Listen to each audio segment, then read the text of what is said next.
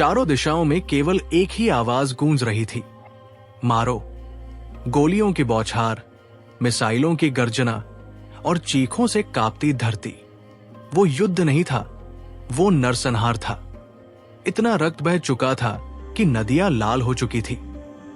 इतना धुआं उठ चुका था कि सूरज अब महीनों से नहीं दिखा था। स्वर्ग भर चुका था। मृत आत्माओं की संख्या इतनी हो चुकी थी कि ऊपर वाले ने दरवाजा बंद कर दिया। अब नई आत्माएं सीधी नरक में गिराई जा रही थी।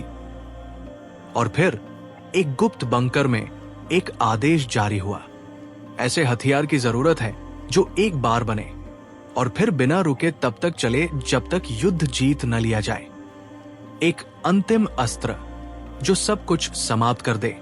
इस काम के लिए लाया गया वो वैज्ञानिक जिसे लोग द थिंकर कहते थे।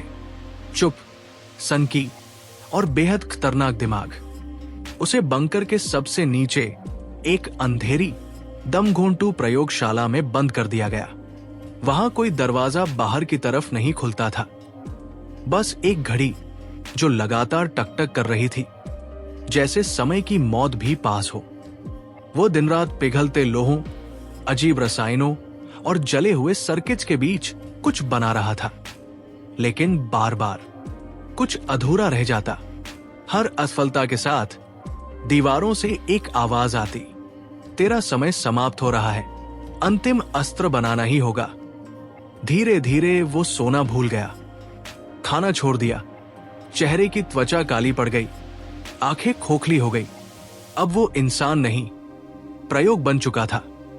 एक रात जब बाहर युद्ध की चीखें सबसे ऊंची थी, वो प्रयोगशाला में बेहोश होकर गिर पड़ा और तभी बंकर की दीवारें कांपने लगी।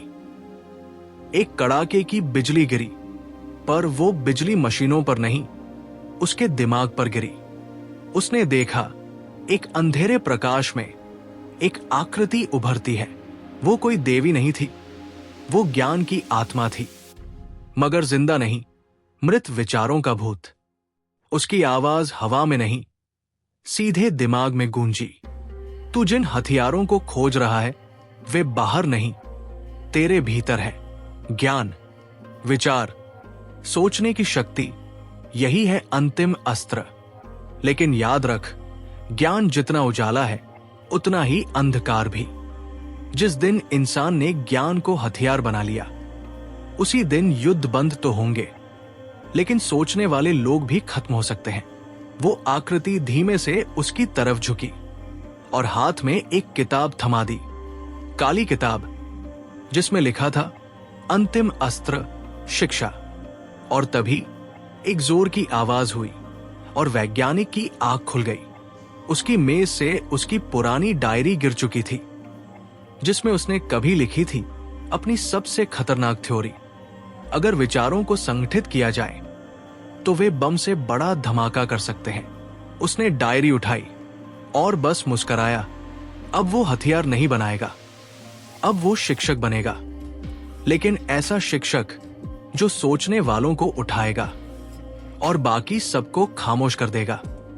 अब युद्ध की जगह शिक्षा शिविर खुलेंगे। अब गोलियों की जगह विचार प्रक्षेपास्त्र चलेंगे। अब किताबों में ज्ञान नहीं, रणनीति होगी। जब ज्ञान हथियार बन जाए, तब सोचो किसके पास ट्रिगर होगा।